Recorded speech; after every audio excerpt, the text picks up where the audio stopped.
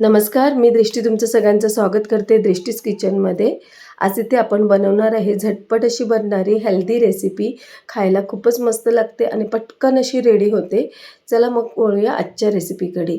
इथे हे मी बनवणार आहे वांग्याचं भरीत. वांग्याचं भरीत हे पटकन रेडी होणार आणि मेन म्हणजे ह्याच्यामध्ये कोणत्याही प्रकारची फोडणी किंवा जास्त तेल यूज केलेलं नाही आहे.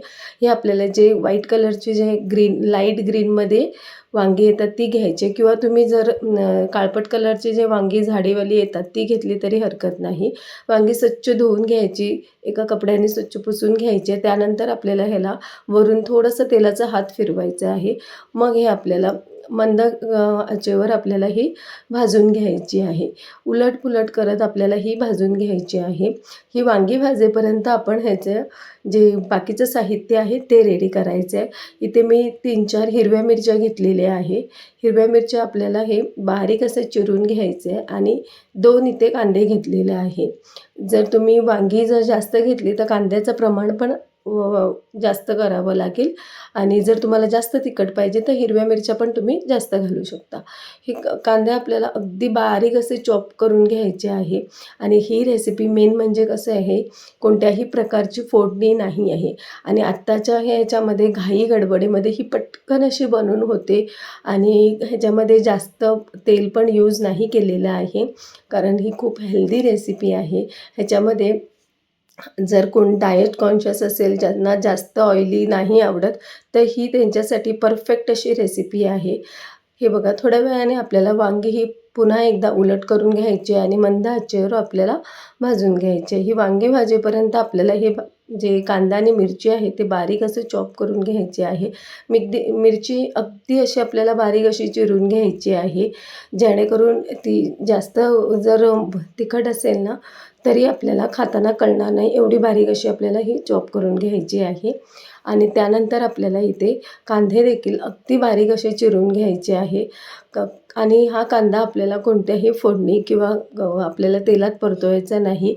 डायरेक्ट आपण हे जे वांग्याचं भरीत आहे ना, ते कच्चं असं जे वांगं आपण फक्त भाजून घेतो आहे आणि कांदा आणि मिरची आपल्याला कच्चीच ठेवायची. ह्याचं जे कांद्याचं जे वांग्याच्या भरीतमध्ये क्रंचीपणा येतो ना, तो खूपच मस्त लागतो आणि खायलाही खूपच छान लागतं. हे बघा, अगदी बारीक असा कांदा हा चिरून घ्यायचा आहे आपल्याला आणि त्यानंतर आपल्याला ही वांगी व्यवस्थित भाजून घ्यायची आहे. वांगी भाजताना एक लक्षात ठेवायचं आहे, आपल्याला फास्ट गॅसवर ही वांगी नाही भाजायची, जेणेकरून कसं वांग्यांचं वरचं जे सालपट आहे ते काळपट होतं आणि आतून वांगी कच्ची राहतात.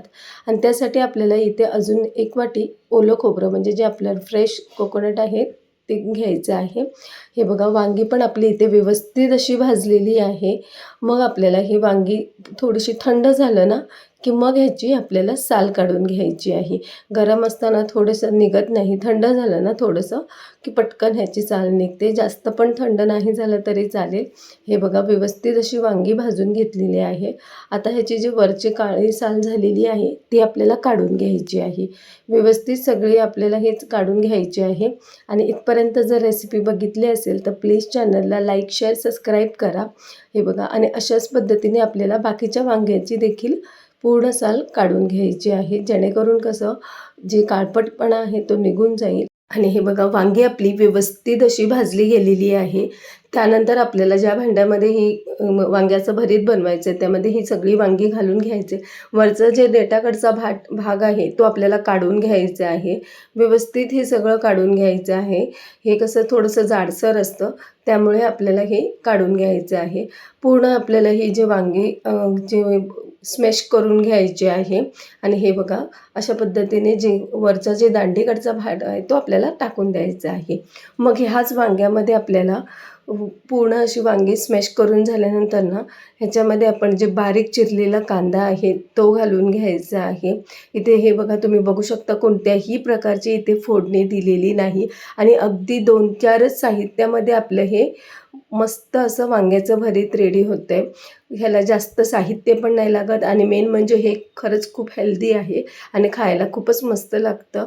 त्यानंतर काय कांदा आणि जे मिरची चिरून घेतलेली ती घालायची. चवीनुसार इथे आपल्याला मीठ घालायचे आहे आणि हे पूर्ण सगळं एकजीव करून घ्यायचे आहे. एकजीव करताना काळजी घ्यायची आहे की पूर्ण जे वांगं आहे ते पूर्ण स्मॅश झालेलं पाहिजे. सगळं नीट असं व्यवस्थित एकजीव करून घ्यायचं आहे, जेणेकरून हे जे आपण कांदा मिरची घातलेले आहे ते पूर्ण सगळं मिक्स झालेलं पाहिजे. त्यानंतर आपण हे सगळं व्यवस्थित मिक्स केल्यानंतर ह्याच्यामध्ये मेन इन्ग्रेडियंट म्हणजे ह्याच्यामध्ये आपण थोडंसं हे खोबरेल तेल घालणार आहे आणि मेन ही रेसिपी जी आहे ती गोव्याकडची आहे.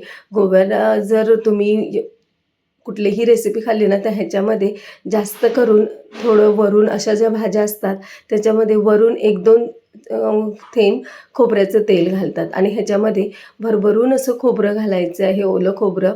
गोव्यामध्ये कोणतीही रेसिपी बनवली भाज्यांची तर त्याच्यामध्ये वरून खोबरं घातलं जातं. त्याची खूप टेस्ट अशी अप्रतिम अशी लागते.